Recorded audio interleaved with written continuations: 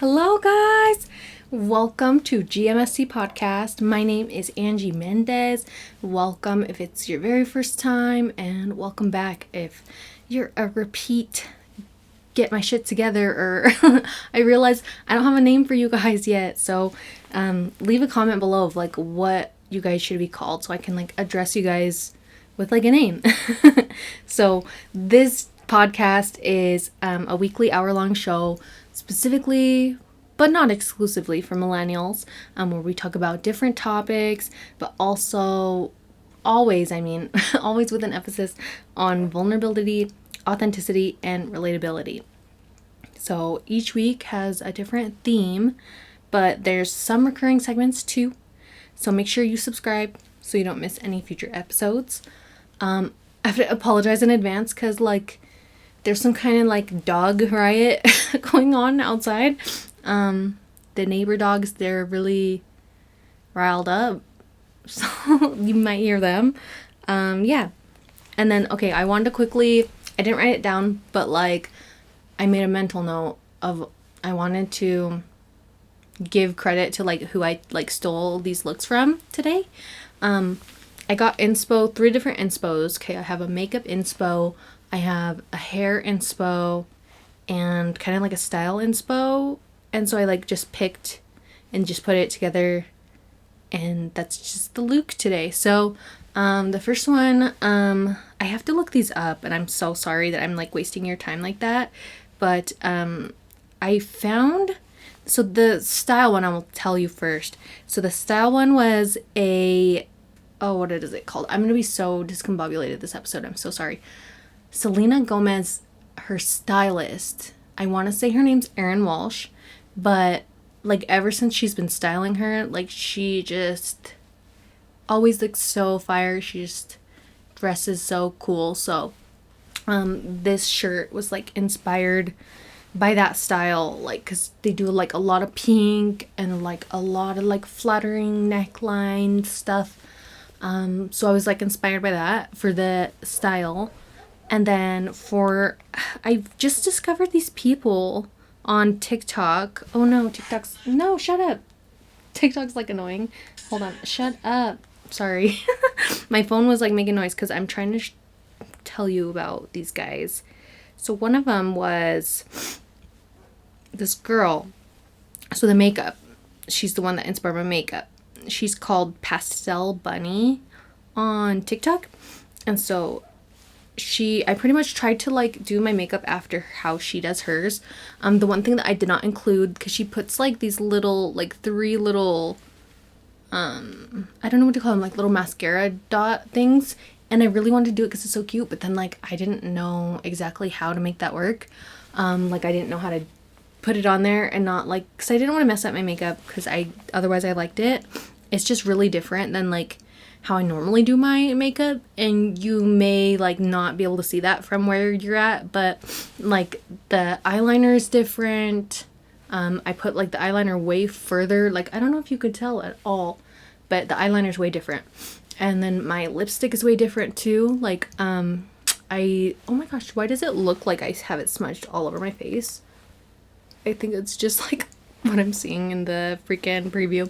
But she like just draws over her cupid's bow with lipstick, and usually I define mine, so like that was really different for me. And then there was like other different stuff, like the nose contour. I don't know if like I need more practice, because I really like how I've been doing nose contour lately, and I love how it looks, but when I tried to do her style on me, it just kind of came out weird. So I don't know that I love, it's growing on me, the makeup's growing on me. So the hair inspo, what was this girl? What's her name on here? It's deeglvbs on TikTok. I hate those kind of names, because then I'm like, how am I supposed to find you? Like if I'm like kind of dyslexic, like you're all your letters are jumbled around and like there's no word in there. Like I don't know. Weta is like confusing enough for people, but like just if you're just like smashing the keyboard, how are we ever gonna find you, you know? So yeah, so she was the girl. She does like hair tutorials on TikTok, and so she did this like little braid thingy. So yeah, I was inspired by a lot of people. Yeah, and I even had some like outfit changes because I tried to wear like a B word jacket. Like I don't know if I can say that word like even in that context. I don't know, YouTube's weird. I don't want to mess with it. But it was like just ruffling, rattling even louder than this. So I had to like change into this. So this was not my first choice, but like it's a vibe. I don't know if I like tie it, it's cute, but you can't see. You can't see. So the other thing was, oh, my earrings. I tried to wear like a big hoops, and like it's so weird for me because like I don't know, usually I can always wear hoops like with anything, but for whatever reason with this like situation it just looked stupid. It looked crazy, and so I put like the little ones. So yeah, I guess not every look can take a giant hoop, unfortunately. So yeah, but for the agenda, let's see. So I always do, not always, but most of the time I do a segment called like someone you should know. And I freaking have been really vibing with this singer that I found from TikTok. I don't know what like nationality she is, but I know she's like Egyptian, like ethnically and stuff. I thought she was maybe American or Canadian, but like honestly I have no idea. Like for me, I put like, you know, on TikTok I put that I'm like American Mexican because like that's like I'm both so like that's a whole other freaking video. But yeah, so I was confused, was like I didn't know her nationality. I don't know where she like lives at. I don't know if because I didn't think she lived in Egypt, but I know she is Egyptian. And she sings in English and Arabic, and like I think her songs, some of them are like a mixture of the two, which I freaking love that as like an Arabe parlante. And like she's so cool. You can find her like her TikTok is Norhan_official, so that's NORHAN_official, and then she's also on Instagram, that's NorhanOfficial_. So she's really cool. I like her music a lot. Her voice reminds me of like Janae Aiko and Ariana Grande. She's got like a beautiful tone in her voice. She's really vocally talented, and I think she writes songs too. The songs that I've heard from hers are like really well written, so I really love it. Yeah. So on to more serious things. I was trying to think of a local business spotlight, and like I just don't think I've been anywhere, so I couldn't like think of one. If you want to like leave a local business spotlight, like even for your city, like feel free to leave it in the comments. Like I always want local businesses to like get like a little boost or whatever, a little word of mouth going for them. So it doesn't have to be Salt Lake City. Like it could be Austin, it could be wherever you're at, boo boo. So leave it below. Yeah, so I wanted to make a new kind of segment that should be recurring. Like you would think it should already be part of the show, right? And this segment is like gonna be called How We Got Our Shit Together This Week. So, because like kind of the whole point of the show, there's a few points of this podcast existing, like just so you're aware. Like I mean, it's fun and it doesn't have to have a point, but there are points to it. So I always say, usually in the beginning, I don't know why today I forgot, but I always say, everybody's struggling, so why struggle alone? So that's something I always say, like every episode, because that's kind of why I'm here. That's why I do this. Because like in times where I was feeling really low and like I just wanted to disappear off the face of the earth, like I just didn't want to be here, like in those low times, like I felt so alone, and I like thought I was dealing with things alone, when in reality, like, you know, there's so many other people in our situations, and also we are not our situations either. So I just thought this could benefit somebody, and also I kind of started it too as a way to get like my perspective out there, because I feel like I'm nonverbal a lot of the time with people, so they don't just I don't get a chance to explain myself or like get the chance for people to get to know me. So this is like your chance right now. Yeah, so that's one point of why I do this. Like, you know, getting my voice out there, my perspective out there, making people, you know, giving somebody someone to relate to. That's what I'm trying to say. Because, like, I don't know, there's so many times where I've been in like really awful situations in life and just thinking like, oh my gosh, I just wish I was like somebody else. But here's the thing, somebody else is also going through that. So that's the thing is, yeah, you have to just enjoy your perfectly imperfect life. So and the other point of why we're here is to get our shit together, because this is called getting my shit together. I'm somebody that very much needs to get my shit together. There's another episode I'll want to make in the future about like childlessness, maturity, like growing up, like failure launch, that type of shit. Because like I've always just been somebody who like I've never cared to grow up. Like I didn't want to grow up. I didn't want to grow up too fast. I've seen so many people grow up too fast. I come from Utah, the home of people growing up way too fast. So yeah, I always shock people like with my age because, well, like in this setting, because people are so on a fast track and I'm just like taking it easy. So yeah. But the thing is, with this podcast existing and the theme of getting my shit together, I don't feel like I've like put enough effort or demonstrated enough of how I am getting my shit together, because I feel like we get together every week and I chat and whatever, but like I don't know if you see like a progress or a change in me. Like I feel it, but also it's like a very slow, like it's so fucking slow, and that's okay because I'm patient. Again, with the theme of I'm not in a rush to grow up. I'm not in a rush to do anything, like anything at all. Yeah, so my phone doesn't want to let me in my, oh my god, Face ID. I hate, and especially when I put on like different makeup, it's like, who are you? New phone, who this? Okay, so now I've explained like, you know, why we should have had this segment. Now here's the segment. Sorry for like taking too long. Okay, so how we got our shit together this past week.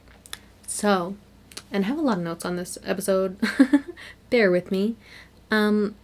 So as you may or may not know, the student loan, I think it's the federal student loan, the pandemic pause on the interest and the payments is ending. And I was like kind of vaguely aware of that. I kept hearing like murmurs about it. I like read something somewhere. I wrote down a date of like September, blah, blah, blah, 2023, several months ago when I found out about it. But like I kind of like forgot that was happening. And I also didn't care. I need to explain something about myself to you guys. Minuscule things that don't matter, I will be sobbing like somebody died for them. Like punching the mattress, losing my shit, like over things that don't matter. Okay, so how do I cope with things that do matter, you may ask? Well, the complete opposite. I don't react to them at all. Yeah, I kind of, I don't know, just things that I should care a lot about, I care very little to not at all about. Like, for example, you would think that like getting a job, you know, like if you're crazy and awesome and you're my number one supporter ever, which are you? I hope it's you that I'm talking to right now. If you've watched every single episode of mine, I lost my train of thought and I don't know now. Dang it. So yeah, what's my point?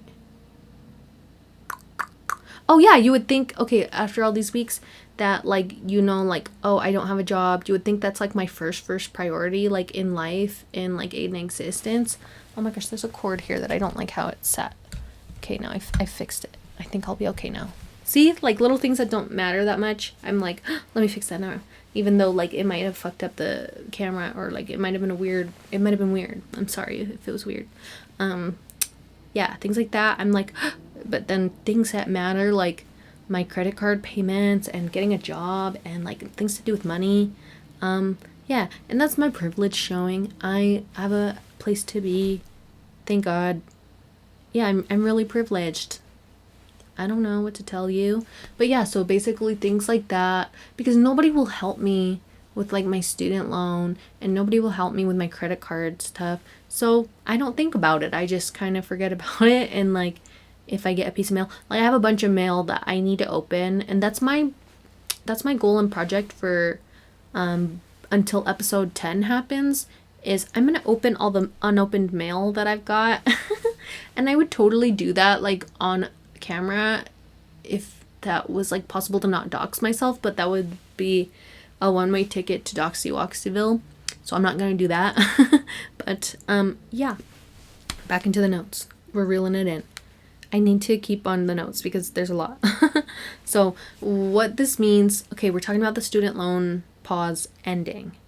So on September 1st of this year, the interest resumes accruing, and then the payments are going to be due October 1st. So I kind of like thought I was already super late, and I thought I dropped the ball with it. Like, I have another student loan that's like a private student loan serviced by a different place, not federally, and I don't know where I'm at with it. I need to call them because I'm several months late. I know they reported to my credit bureau, and that's another thing. I don't care about my credit, because I'm not like buying a house or a car, like probably ever. Like I don't think I will. So what do I need credit for if I'm not borrowing money? And I can't borrow money if I don't have a job. So like I can't do any of that stuff. So I kind of want to like, let me know if you know like a good commune for me to like go join. It's not ideal for me because like I don't want to be around people, but also like I can't live this way under capitalism. So yeah, but I logged in. Okay, I logged in. I got my shit together with my Fed loans. I logged in to the servicer. I updated my info, and because I'm not working, I had to use like my last year's adjusted gross income, which that concept alone, that freaking annoys me because I've made so little this year compared to last year was the most I ever made in my life. So it's frustrating to me that things that I need this year are based on what I did last year. It pisses me off. Does anybody else relate with that? Because that's kind of, I feel like there's got to be a better way than that. Like they should really do like an average, like a 5-year average. Ooh, that could screw some people. So I don't know. Never mind. I don't know. Help me think of like a good solution. So I wasn't enrolled in the payment plan yet because I think they unenrolled everybody, or maybe it just enough time had passed that like you have to update it and stuff. Yeah. So if I'm approved for this little thing that I applied for, my payments will be $0 a month, which that's like how it should be. That's what I can afford. But if they don't, my default payment, like, so this is how student loans work, okay? So the place that's servicing that loan, I owe in total to that servicer only $20,220, okay? And so because it's that amount, if you don't tell them like your income and stuff, if you're like a shady weirdo and you don't want to tell them your shit, then they will charge you like over $200 a month on that. So yeah, that's pretty freaking crazy. I'm sorry, but yeah, that's insane.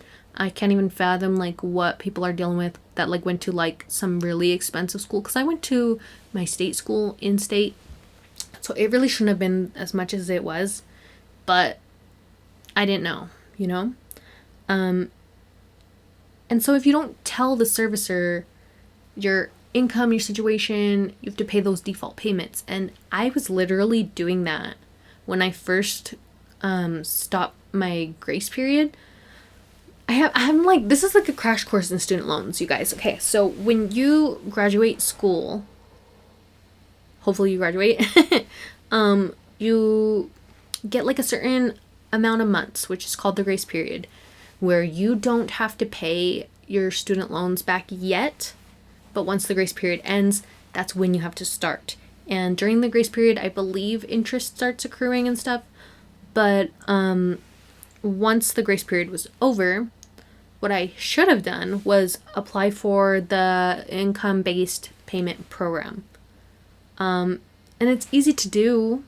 It's just that it seemed very intimidating to me. I didn't feel like I had time. Like, I was just really busy and got lost in the sauce. And so I was working at Ulta, making like $8 an hour, paying like $200 a month to student loans alone.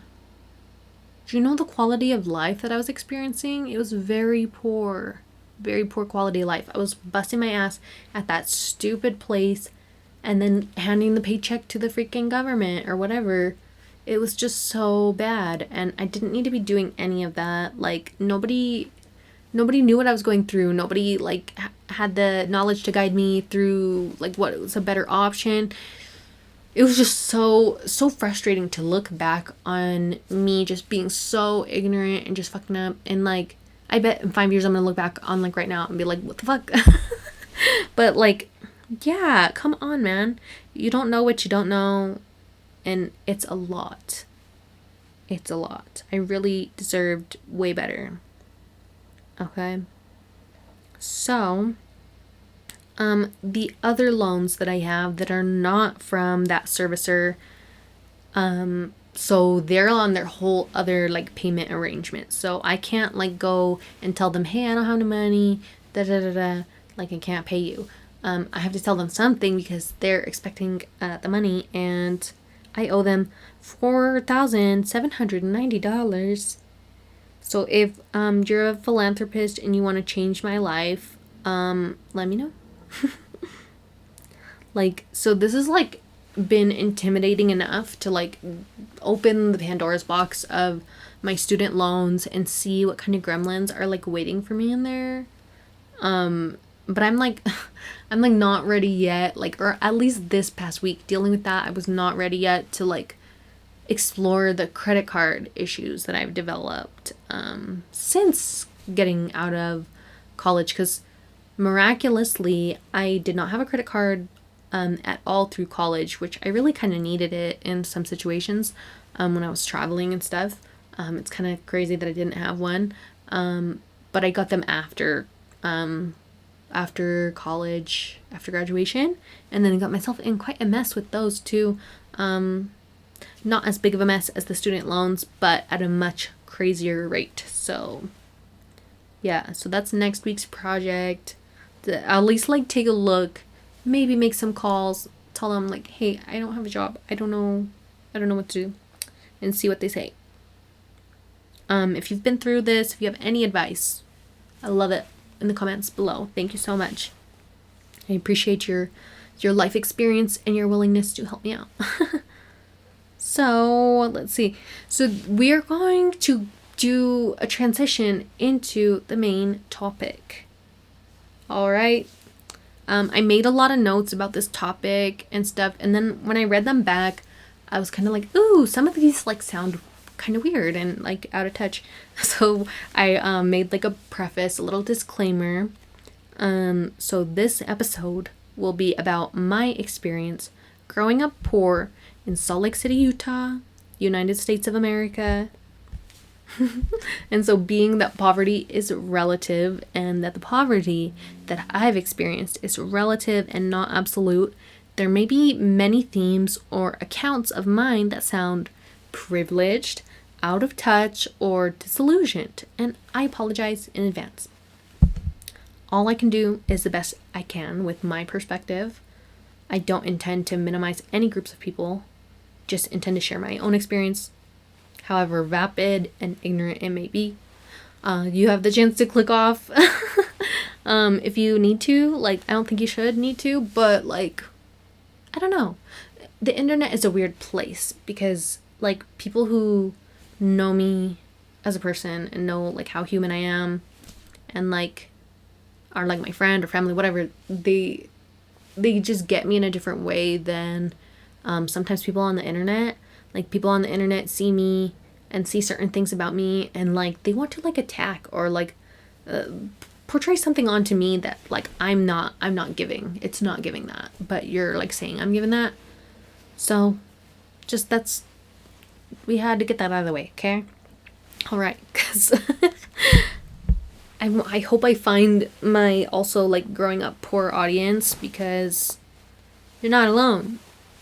Let me know also, like I totally want this to be like a two-way conversation too. Like it doesn't have to be like me, all about me, like telling my stories to you. Like these are like just examples of like a theme. So we're all talking about the same theme. We're all having the same conversation. If you want to chime in with your stuff too, please do. I like welcome it, invite it, encourage it in the comments. Tell me your stories about, you know, your experiences growing up poor and stuff like that. I want to hear it. I really do. I really do. So please do.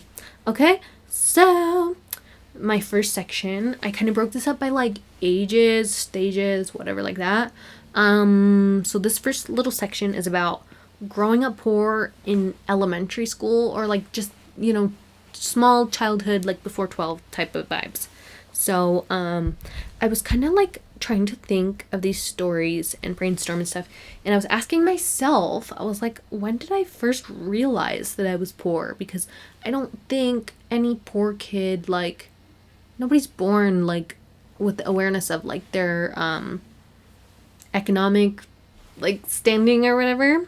That's like something that takes so much time to like, you have to get exposed to so many things to like find where you fit. I don't know with that, but I have a very vivid memory of going to the food stamp office with my mom, and like I can just kind of picture like the scene, like what it looked like, and I remember what the lady looked like, and I remember the vibe and the hostility, and like we were like, it felt like we were fighting so hard to get these food stamps. Like it was like not like an easy thing. It wasn't just like, here's the paper, here you go, da da da. It like, it was like much more like interview, almost like an interrogation. Like I don't know a real interrogation, so cut that. That was like button it. That's not the right word. Just interview is the right word. But it was just like very embarrassing, and like just they put us through it, you know. I just kind of, I don't know, it took me years after that experience to look back and realize like, oh, not everybody has to go and fight for a card where they can like get money for food. Not everybody has to do that. Interesting. Why is it that we have to do that? So yeah, food for thought. And then like I remember also in second grade, I have a lot of elementary memories. In second grade, people always like made comments about my hair, because it was tangled up. Like I couldn't run a brush through it. Like it was very much like Princess Mia, like break the brush, like rat's nest. Like my hair was just, I looked like a little ragamuffin or something. Like I don't know. And then like, I don't know how much that had to do with like not having money, because I mean like brushing your hair is free.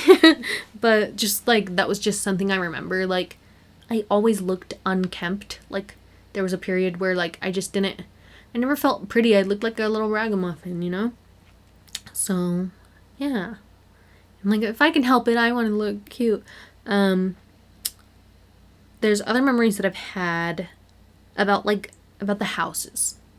The house thing really like stuck with me, got to me, did something in my head. I have to explain to you guys who don't live in Salt Lake City something for context. So I went to like a birthday party of this girl. It was like a slumber birthday party. Snagged the invite. She only invited the cool girls, so that first year I was a cool girl. But the other thing was that she lived in a neighborhood, a really rich neighborhood in Salt Lake City. It's like on the north side of town.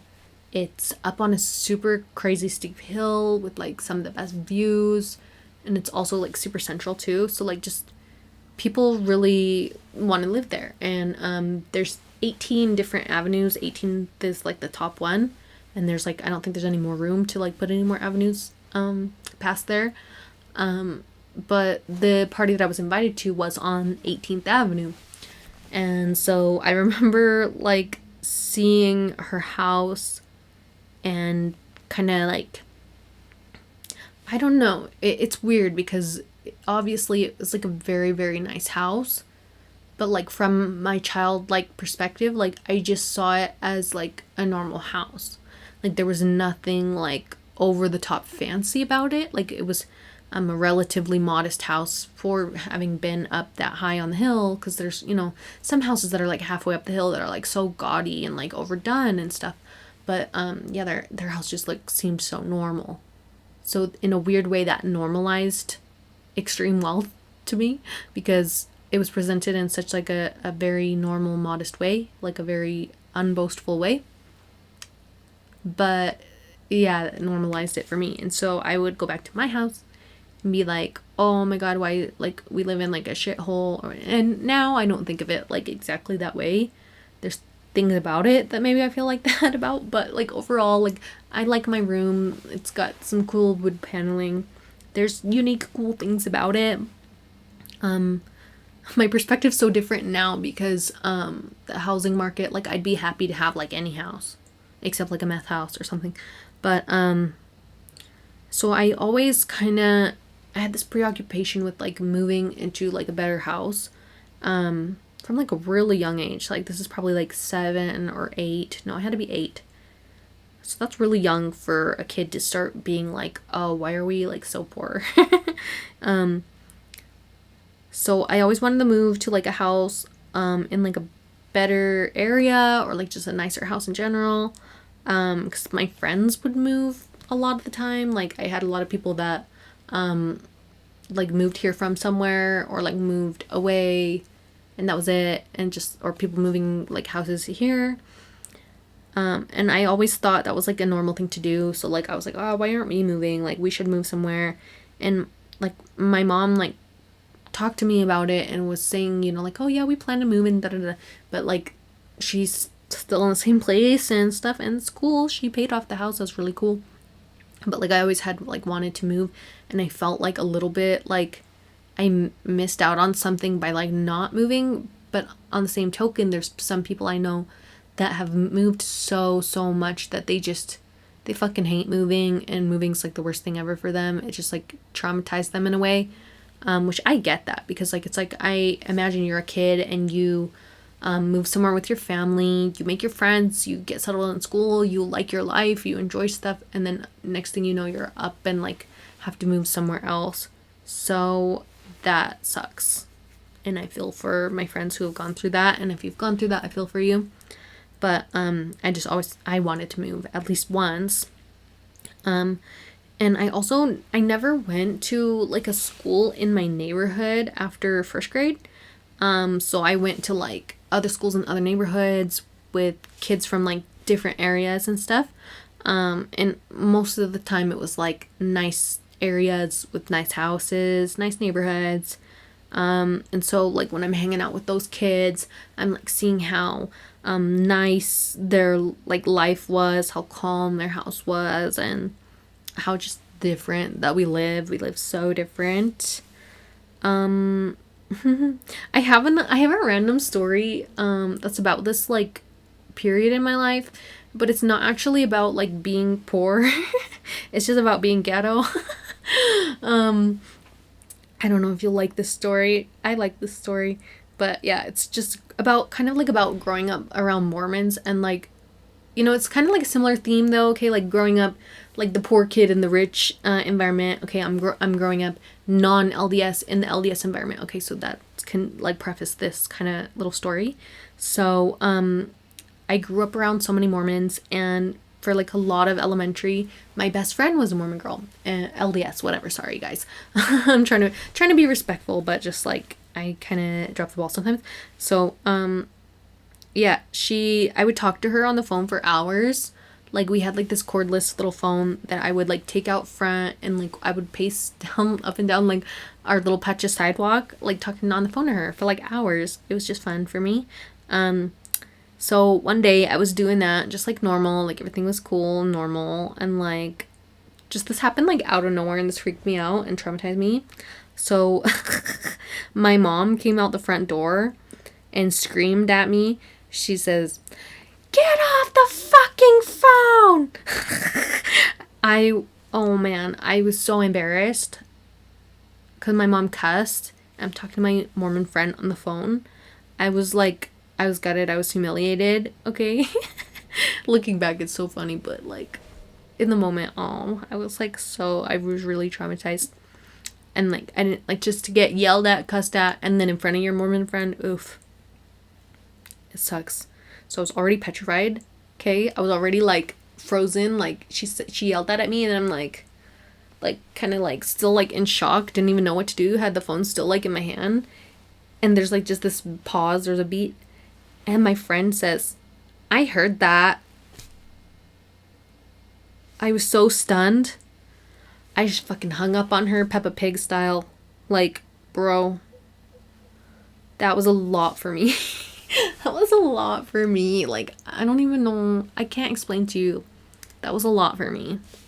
Like, I just wanted to fit in. I wanted to be LDS for a while until I didn't. I think there's a point where in your teenager years where, like, nobody wants to be LDS. I mean, some people do, but yeah. I just wanted to have a nice house and a nice family. I didn't want to get cussed at and, like, yelled at in front of my Mormon friend. Okay, so back to the main topic, you know, like, we're talking about growing up poor, elementary school years. So things like, when the book fair would come around. If you don't know the book fair is, like, I think Scholastic Books or whatever, that company. They have some, like, agreement with the schools to come and, like, set up a little shop in some room in there, and then, like, the kids can come and bring money and buy different, like, books and stuff because they wanted us to read, but, like, the books, they're selling them at, like, Market and Then Some. So what I didn't understand was, like, you know, like, we could have got cheaper books somewhere else or gone to the library because that's what poor people do. She didn't explain that like, properly.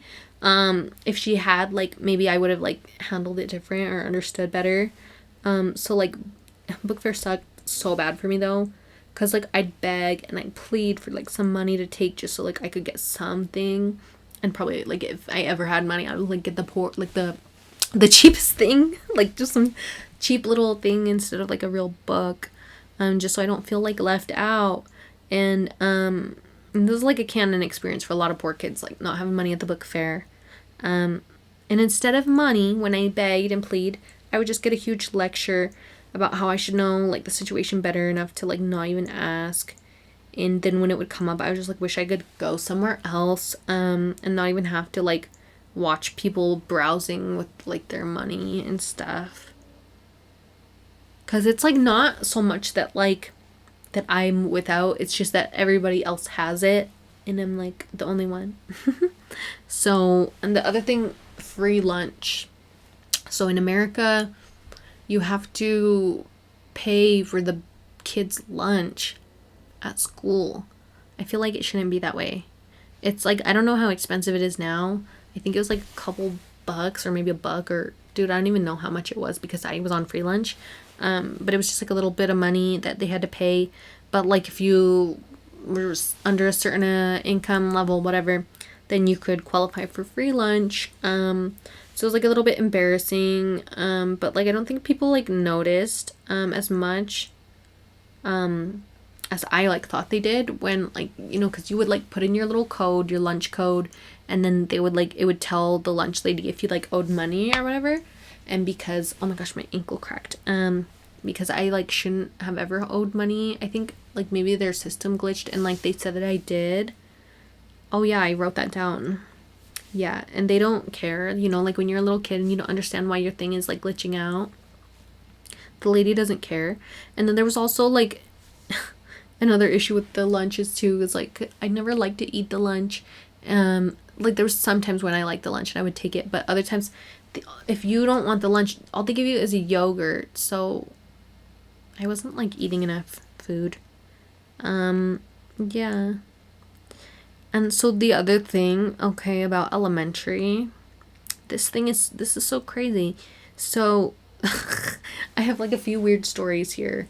So I got bullied by this one little girl in elementary, like for several different reasons too. Like she kept finding reasons to bully me. I really bothered her for some reason. I don't know how. Like, and at that school, we had to wear uniforms. So that meant like, we would wear like polo shirts, but they had to be like a certain couple colors. And then we had to like wear a certain kind of pants, like maybe like navy pants or khaki pants, like that. So, and the point of the uniform was kind of to like level the playing field. Like we're all like dressed the same. Nobody's like dressed super fancy. Nobody's dressed like raggedy. Everybody's kind of dressed the same. But the thing was that we didn't all get our like clothes from the same places, right? So, my grandma worked at JCPenney, and so she would get me the like my uniforms from JCPenney. And like I don't think there's anything wrong with JCPenney, but this little girl at school, she would bully me because my clothes was from JCPenney and they weren't from Limited Too.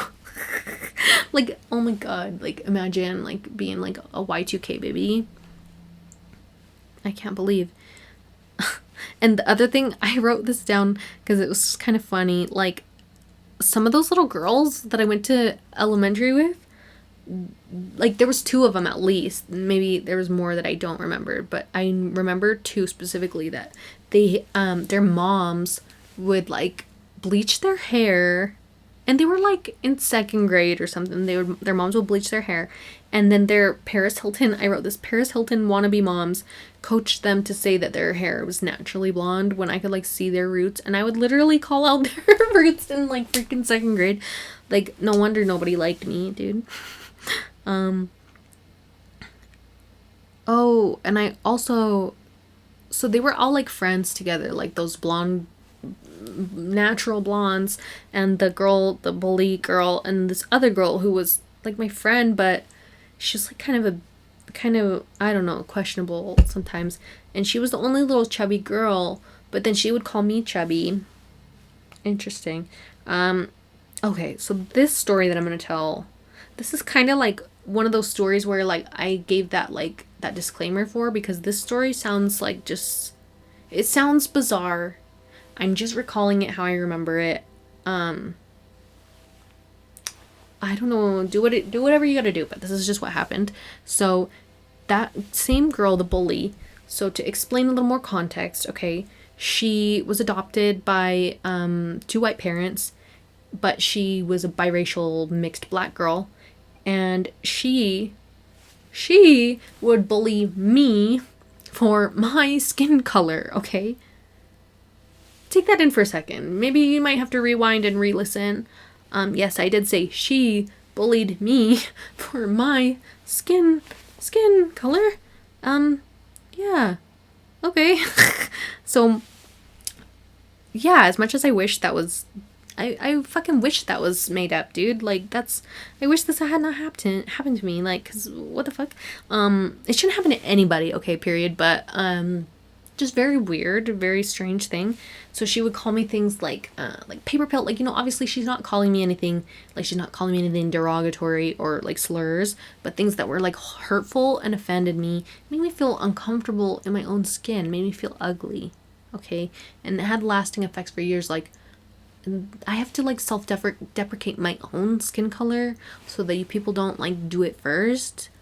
And, you know, this has like lasting effects. Like, I would have never thought to do something like that to her. That's like, it's wrong. Like, you know what I mean? It's wrong. It doesn't matter, like, it doesn't matter that I'm white and she's mixed or whatever. It doesn't matter like what what we look like. It's just a bad way to treat somebody. So yeah, very weird. Kids are like so mean. Yeah. So thanks for doing that mean stuff to me, girl. That like now when I tell the story back, it sounds like batshit crazy. Doesn't sound quite right. Gives me anxiety patch. So, okay. And then pivoting back a little bit more to our pure essence of our segment, of our main segment.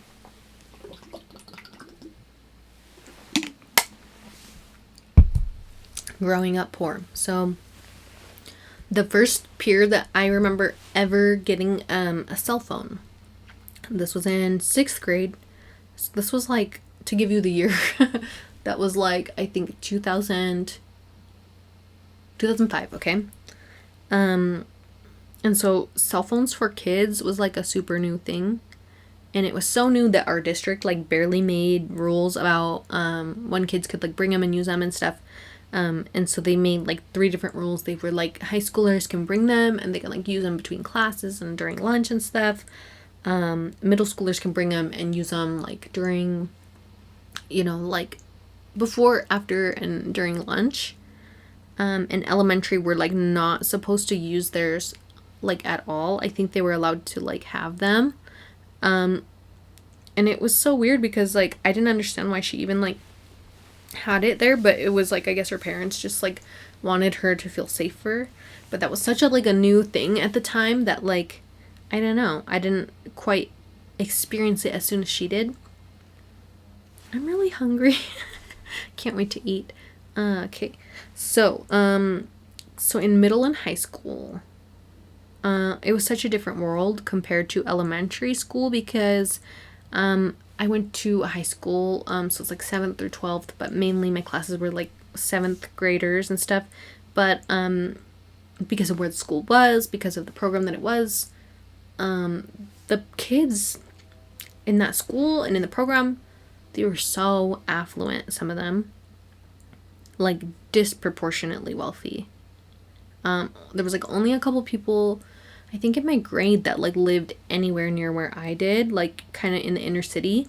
Most of the other people, they lived like on the East Benches and in the foothills, or newly developed parts of Rose Park. So like anytime I like wanted to have like a play date with like a friend, most of the time they're like way far across town. So in 7th grade, I started out the year without a cell phone. Almost everybody else at school like had one though. So over time, it kind of like, it became a safety issue not to have one. Like, whereas like a year before, it was such a new thing. But this technology, it moved really, really fast.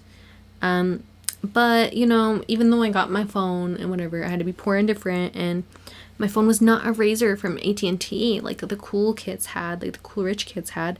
I had a prepaid oh my god, I can't even say it. A prepaid Kyocera phone from Virgin Mobile. Like anybody who had Virgin Mobile knows, like when you start it up, it goes like doo doo Virgin Mobile. Like so it's like just throwback. I don't know. Some people had like Boost Mobile that was like one notch more ghetto, but like it was kind of like the same thing. Oh yeah, and I remember I wrote down the real OGs. Remember how cool the Virgin Mega stores were? I don't know how to describe it. It was like just this giant like music technology like fun store. In the Gateway they used to have one where like Urban is now, and then I saw one in a mall in Jordan when I was in there. And those were like, that was like the coolest store ever. I missed that shit. So I wrote some funny things. I don't know if I'm just gonna like read this. I guess I have to just read this because it's kind of funny. About middle school. Okay. I said, this was no more limited to, bitch. Fashion was a passion and I needed to get with the shit. The cool bitches were wearing logo polos, black crop leggings, and mini denim skirts. Extra points if you had a lace trim somewhere. I knew I was too poor to even set foot in Abercrombie, so I was going to have to settle for Aeropostale, and I was going to have to beg my mother. And that's the thing that bugged me the most. Was like, I had to beg and plead for the shit that these bitches' moms just like did for them, like without like them even asking. So, I wrote, every single time a new Aeropostale employee noticed me and my mom battle over polos, I wanted to make a noose out of the bell-bottom jeans. I loved Aeropostale nonetheless. because I could squeeze into like a 5 when I knew damn well I was a 7. They had some like vanity sizing fiascos. And so when I wore my little outfit to school, I got every smug satisfaction in the world when the popular girls complimented me. But only I knew the real ugly truth behind getting that outfit. It was like I had to fucking... What did I write? I said, only I knew the truth that my mother practically declined to buy it for me, even though I tore through the store, making sure every item was on sale or clearance, because God forbid I have one piece of this season's offerings. I'm simply not worthy. I was just born wrong. Born at the wrong hospital, under the wrong moon, under the wrong star. I'm just dramatic. I just like write these funny things in my notes that like crack me up. I had to like, I didn't write this down, but like I kept thinking about this, that I identify as, what is it called? I can't remember what it's called.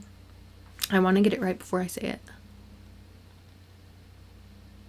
Okay, I identify as trans financial. I was born poor, but I identify as wealthy. So, okay. Oh, and then this topic, I hate this topic. Okay.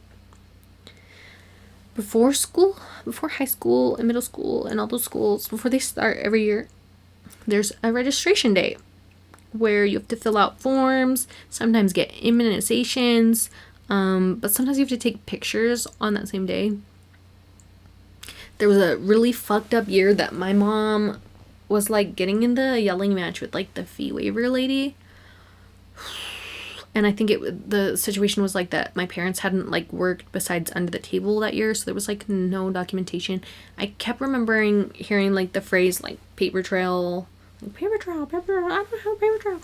And like I was like, I don't know what does that mean? Like, what is a paper trail? And so like I just knew, like, I mean, I didn't really have a whole lot of understanding into like like really what it takes to like, I don't know, be a parent and like put your kids through school and everything like that. So I didn't have that understanding, and I still don't, and I probably won't ever in my life because I'm not having kids. But all I knew from like my child perspective was that I'm the only one of my peers that couldn't just go to the registration, write a jam check, and move on to the next fucking booth. And it really bugged me, and I already felt different in so many ways. But being poor kept popping up in more and more pervasive ways in my life. I remember one of the years I was like really crying really bad on a picture day, and that fucking sucked. You don't ever want to have to cry on picture day or have to take a picture after you've been crying. Like, it's just not ideal. And I was so anxious because of that, of like it happening again the next year. I was so jealous of anybody who just had a normal fucking registration day, dude. It seems like it's not too much to ask, you know, but it was. The other thing about being poor, I was kept from doing sports and doing as much dance as I wanted to do. I had like a friend freshman year who was like trying to get me to join the track team with them, and I was like working out with them for a couple weeks, and there was like a team meeting or something where they like present you the fees that you're like you have to pay to like be part of it. And I didn't realize until that moment that it was going to be like hundreds of dollars.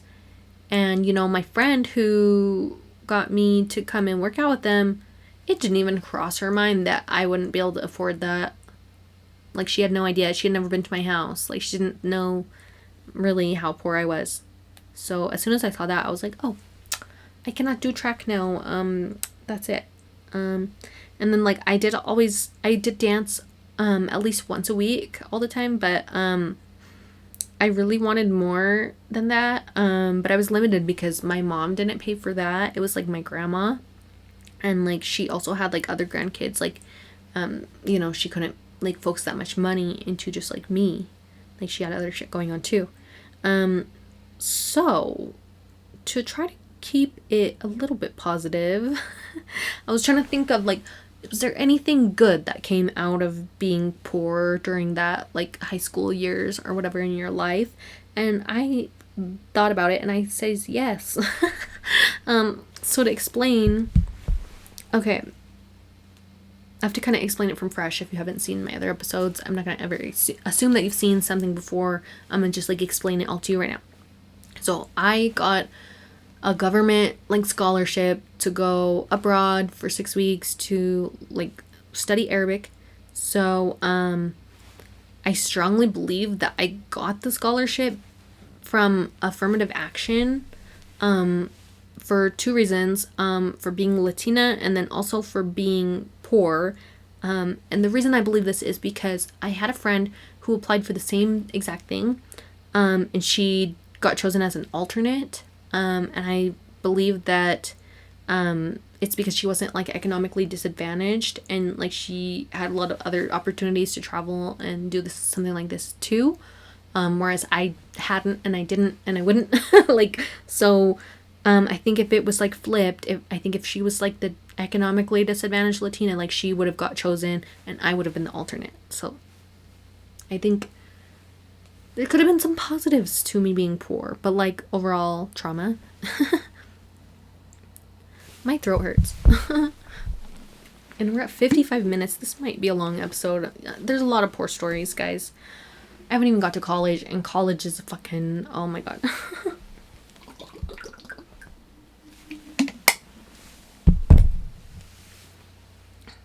So, to kind of round out the high school years, like, I really feel like education, it's kind of, like, predatory to economically disadvantaged students. And when it comes to AP testing, so I had to do a few AP tests, and they're, like, expensive. I think they're, like, at least $100 per test or something like that, and probably more now, probably much more now. And obviously, like, I was taking, like, 3 or 4 of these, and so there was no way I could, like, afford, like, $400, not even, like, $100, like, it's just crazy. So, you have to get, like, a fee waiver if you can't afford those, so that's what I had to do, and so it ended up being more, like, $10 each or something like that. But, what bothers me is, like, the idea that if you're smart and privileged when you're in high school, that you have the opportunity to save $1,000 on college courses, because that's the point of the AP tests, is that you can redeem the test scores for college credits if you get the right score. And then, therefore, you don't have to take those college courses, which are thousands of dollars. So that's how you're supposed to be saving money. But if you simply don't have guidance from somebody who knows, you could be out the money for the test and the college course when you don't make the right score, like me. That happened to me like a few times. Or if you don't pay attention closely to where your credits are allocated and they're not allocated correctly, then it can be very financially crippling for someone with no trust fund, no college fund, not even any savings, to go into several thousands of unnecessary debt just because they weren't aware of something, when the kids who were aware have this amazing leg up. I wrote that it's just fucking criminal. I want to tell all poor kids not to go to college, but then people get mad at me. So, but I'm living this. Like, I'm the one you should listen to. Like, I have to make sure I'm worried that the sun is, like, shining on my laptop, but I think it's okay. Oh no, I screwed up I need to get it to focus.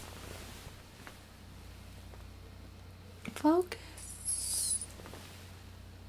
Come on. This does not need to be like... Okay, we got it. Okay, here we go. God, that was so stupid. So, okay. Now let's get in the college years. I need another drink of water before we get into that. Oh my god.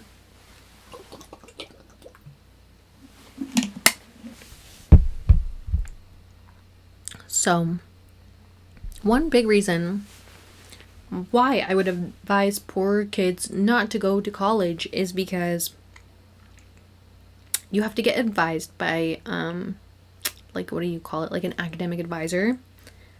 And you have to trust that they know what the fuck that they're doing, that they know what they're talking about, because getting poorly advised costs you thousands of dollars. And I know this because I've been misadvised, like, multiple times. I was advised to take classes that I did not need for credits that I already had. And I also had gone for a program that I couldn't complete, and that cost me thousands with nothing to show for it.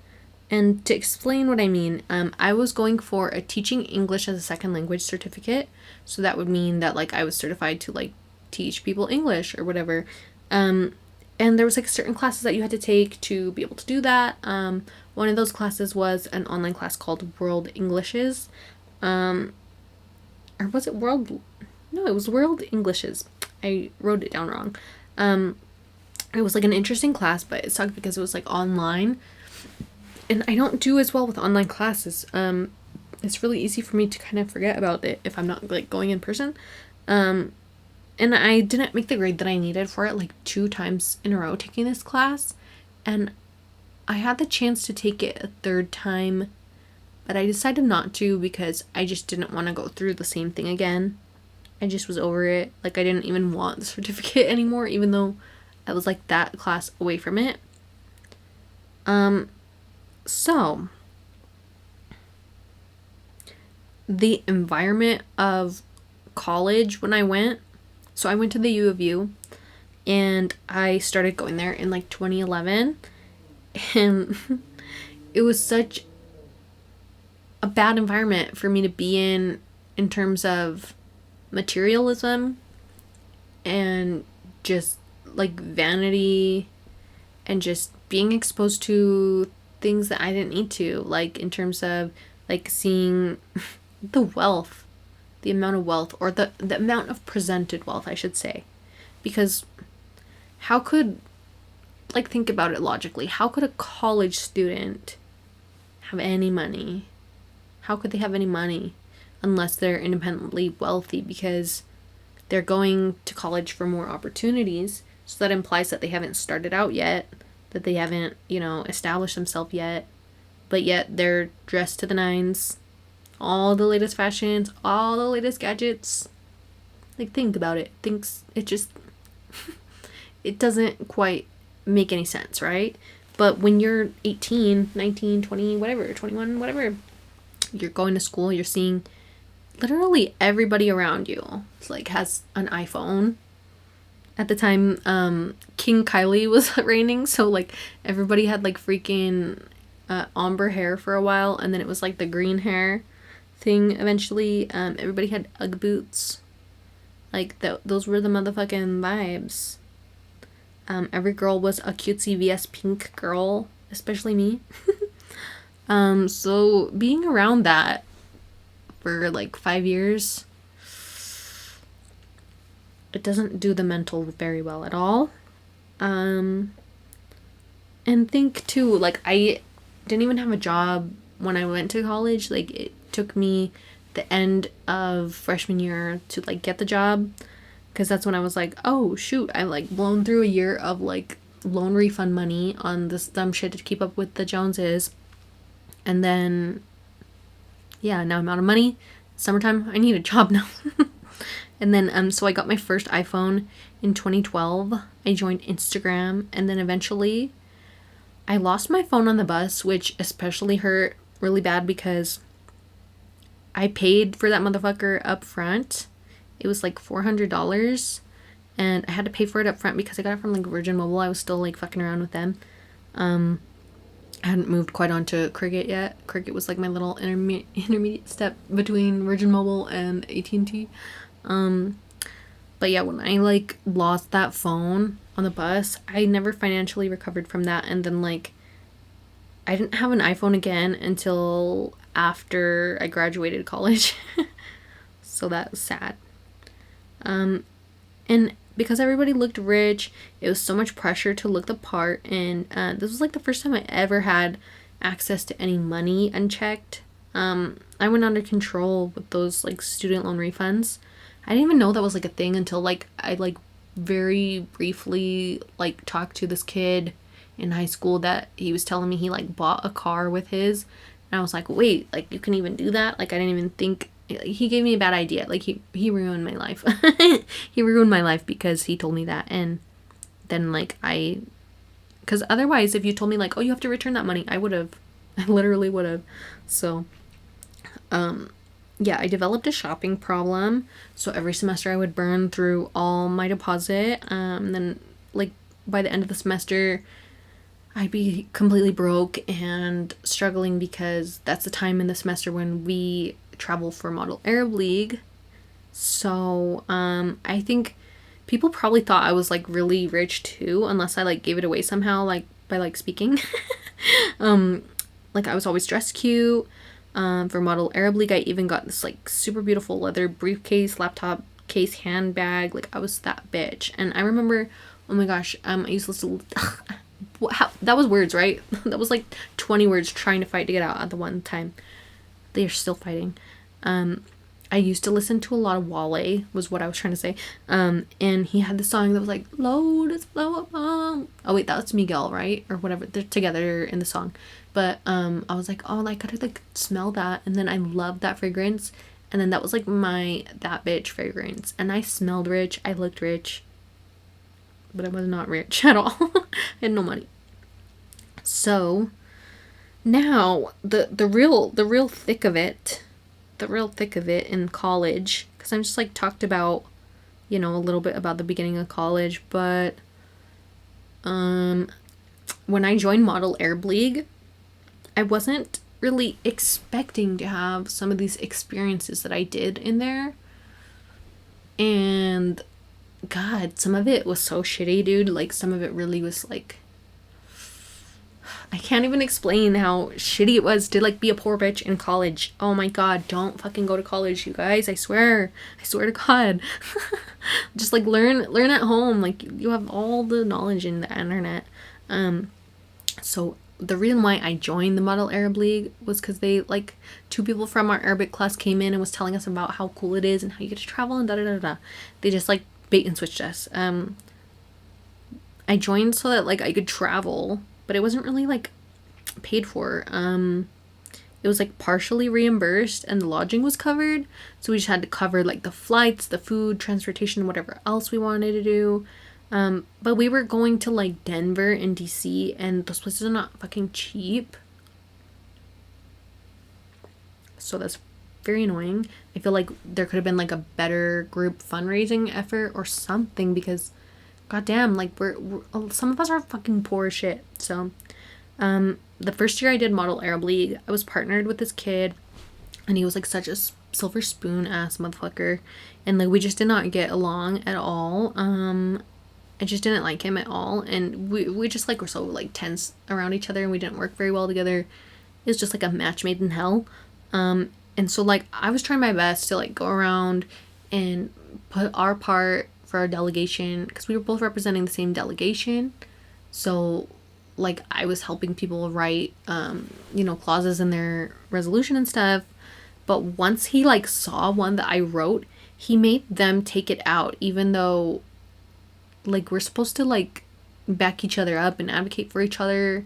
And like if there was something wrong with the clause, like he could have edited it or something, like, but he just like took it out. Like I just like simply was too stupid to like create a proper resolution. And so I was really mad at him, because I was like, what a fucking dick. Like that's just like, you just don't treat your partner like that. Like you spend all semester with this person, like working with them, and then you do me like that at the conference. Like, are you serious? So I was like really annoyed with him. And then the next day he like said that like he was having trouble because and this is how he explained it, that he was sitting in the shower, weird, first of all, weird, and then he got up and hit his head on like something, but like I didn't feel bad for him, because he was such a dick to me that I thought, oh, that was karma that you got your head hit, because he was really, really mean to me. I didn't like that. So another year, I didn't have a partner, thank God. I was like a delegation by myself. And we were in DC nationals, and there was kids that were from American University of Cairo. And I thought they were so cool. They came here all the way from Egypt and stuff. And I really wanted to make friends with them and stuff. But I felt like really embarrassed, because me and a few of them went out in the hallway, because sometimes, like, when there's certain types of debates going on in the Model Arab League conference, you can still, like, leave the room and go out and like work on stuff while people are debating in there. So I went in the hallway. We all took our laptops out to write resolutions, and they all had their freaking MacBook Airs, like, all, like, fancy and sleek. And I had a big fucking huge crazy old ancient Dell that, like, had taken a beating through college, and sounded like it had, like, a propeller engine in it. And the girl was, like, hearing the noise from it, and she was so extra. She was like, "What is that?" Like, and, like, as if I had, like, brought, like, anthrax to the party. And, like, I just was like, she didn't have to, like, do me like that. Like, I'm already embarrassed that I have a fucking Dell, and you guys all have MacBook Airs. You don't have to make a comment about my fucking propeller engine ass fan, you little shit. I really wanted to go and jump in the Potomac, like, at that moment. I was so fucking done. Like, I was ready to, like, rob somebody. Like, let me get my money up real quick. Let me hit a lick real quick. So, that same year, and this is even worse, what I'm about to tell you. This is even worse. We're gonna talk some shit. So, let's see. Okay, so, that same year, I had flown standby. That's also something I don't really recommend to do. So, it kind of means that if there's an empty seat, then maybe you can have one. Like, if you're on the list and you're waiting for a seat, if there's a seat, you get one, ta-da, like that.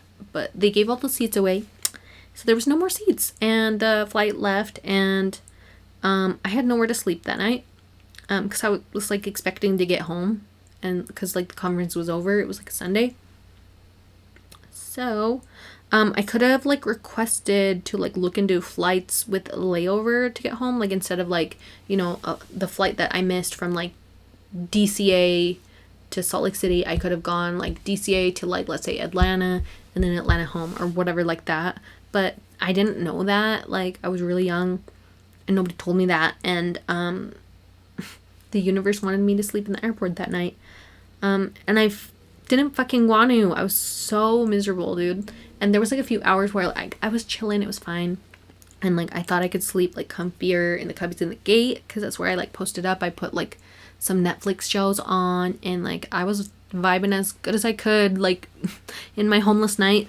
And so then they, like, I don't know how to explain it. At night, when they close security, they close the gate, and then they'll kick everybody out of the gate. So if you're, like, still in the gate, they'll kick you out, and then you have to go to, like, the terminal, the public terminal, which is outside security. So that's, like, basically, like, the streets. Like, and they would, like, play this loud ass, like, echoing jazz music, so you would not want to fucking, like, be there. And, like, there's, like, a psychological study that they said that jazz music is really pleasant for, like, the first little while, but if you listen to it, like, for too long, that it becomes, like, torturous. So it's, like, a tactic so to get people not to sleep there, but, like, I needed to sleep there. So, and if that wasn't bad enough, that I had to, like, sleep on the cold stone floor with the jazz music playing, crying all night, and also had no money, no food, hungry. I think I had, like, a bag of chips. That's what I had. It was so fucked up. If that was not bad enough, come to find out, this girl that was in our Model Arab League class, she was still in town, you know, when I was sleeping overnight in the airport. Just because, like, she just wanted to. She had the money to get herself a hotel in DC and stay, like, extra days when she was supposed to be back at school. So her rich partying ass just stayed in DC, just, like, as if it's, like, normal to be able to do that. Oh, I forgot about something else that I want to tell you guys about. I hope I remember it. Like, literally, you'd have to have the fucking craziest credit card with so much money available on the limit to make that happen, with the holds and everything. And to just do it like it's nothing. rich bitch. Are you kidding me? And like, I think that was the moment where I'm like, what the fuck's up with this girl? Like, why is she so rich? Like, and I had known her for a little bit of time, okay? I met her online. I met her on Twitter, like, a few years before this, actually. And so, like, I knew her, like, online persona. But when we had the class together, like, I think I'm just smart, or maybe I'm just good at recognizing faces, but, like, I clocked it that was her. But, like, she didn't know it was me. Like, maybe she was pretending, because people are like that. I didn't pretend, but I just didn't say anything. Because I just felt, like, annoyed that, like, I'm like, ugh, how do you not know me? Like, I know you know me. Like, you're not gonna say anything? You're too cool to say anything? Okay, so am I. But, just all her rich ways, and she was so popular. Like, everybody always wanted to be her friend and soak up all her richness. And, like, something about her was, like, off for me, because her, like, reality versus, like, how her internet persona was, like, I kind of thought she was, like, poor like me, because she seemed like such a persona of the people. Like, she was, like, so poor baiting. Like, she was, like, a communist or something, and, like, you don't just be, like, a communist and live in a gated community. I'm sorry, that's kind of, like, unusual for me. Like, you're kind of, like, are you a class traitor? Because, cool, I guess. Don't betray my class. Yeah. And she's somebody also that, I told her to, like, well, not told her to, but, like, invited her to follow my new Instagram, and she thinks she's too cool, so, you know. And the thing is, like, these kind of people, like, they kind of keep me going, because my delulu ass, like, I really honestly believe, like, I'm gonna be, like, a big deal someday. Like, I'm gonna be, like, kind of like a famous big deal someday. And that, like, all these people that I was like, hey, come and support when I'm, like, growing, and they're gonna switch up. And that's how I'm gonna know I made it, is when those people switch up. And I know this. So, yeah, we had a lot to say today. Oh, I have one more thing about model Arab League before I move on. Okay. Because I, like, kept thinking about this and I didn't write it down, but now I remember it and it's insane. I should have said it, like, earlier, and it would have fit better in a specific part, but we're past it. What can we do now? But just tell it. So, in DC, I think it was the first year that we were at Nationals, and we went out to this, I think it was, like, a Lebanese place, and it was really, really fancy. And the way they did it was, like, you could order off the menu, but, like, you could also do this thing. It's like family style type of vibe, and they bring out so much food, and you have to pay, like, per plate. And I should have ordered off the menu. Like, I should have, like, accommodated for myself, like, knowing myself, and knowing how much money that it would cost to do the family style, and, like, how little I would actually eat. Yeah, but I ended up getting the plate, which was $38. So that was literally the most expensive plate of food that I had ever had in my life. Until, like, up at that point. Like, now things are different. Like, things are way so much more expensive now, and I have, like, bougie taste now a little more than before. So yeah, we've spent a little bit much since then, but at that time that was, like, that blew my mind. Like, $38 plate, are you kidding? You're crazy. So these, like, growing up poor experiences, like, this affected my relationship with money, like, well into, like, my adulthood, like, and on and beyond. I find that, like, people who grow up poor, they go one of two ways. They either copy the dysfunction that they've seen regarding money, or they overcorrect to avoid, you know, money mistakes. And I've totally just repeated all these, like, same money mistakes. Like, I'm, like, an addict, like, when it comes to spending and money. Like, I can't save to save my life. Like, there was a time, this is, like, a whole other episode, but, like, a little preview to that. Like, I had somebody who was trying to sublet their apartment to me, and they wanted to know, well, basically, I was trying to pay them early, and they wanted to know why, which, first of all, you don't need to know why, just take my money, shut up. But the other thing was that, like, what is it called? trying to remember. She was like, don't you have a savings? And like, bitch, no, I don't have a savings. I don't need a savings. You can either take my money or don't. Like, what? But yeah, so I want to also, like, one day I want to calculate everything I've ever, like, spent that I can, like, come up with, because I know it's, like, a crazy amount. And then if I, like, looked at, like, what I've spent and then look at the things that I've wanted that, like, I believe that I couldn't have, and, like, kind of reframe my perspective, because, you know, I don't believe that I'm going to have these issues forever. I really hope I don't. Like, being poor forever, that would just suck. And I'm like, my soul and my spirit is too bougie to, like, be in this situation. But yeah, so I made this for you guys. If you grew up poor, please share your stories below too. I really want to hear them. I really want to hear different perspectives. Like, just because, like, I grew up poor doesn't mean that, like, everybody that grew up poor grew up like me. There's, like, so many different experiences, so much different shit that we all went through. So yeah, that's pretty much it, you guys. So you have just watched episode 9 of GMST podcast, and I appreciate you so much. Make sure to like, subscribe, and hit that notification bell. We upload every Monday at 8 a.m. Mountain Time. We also have TikTok and Instagram. Those are at GMST podcast, where I upload short form clips of the podcast. I recently changed my TikTok name, my personal TikTok, to Cricket Just For Luck. So it matches my personal Instagram, which is Cricket Just For Luck. Also, I have a vlog channel under construction that is on YouTube called Whereas World. That is GUERAS World. So thank you so much for watching. Have a beautiful Monday, productive week. And thank you for also coming with me to get our shit together.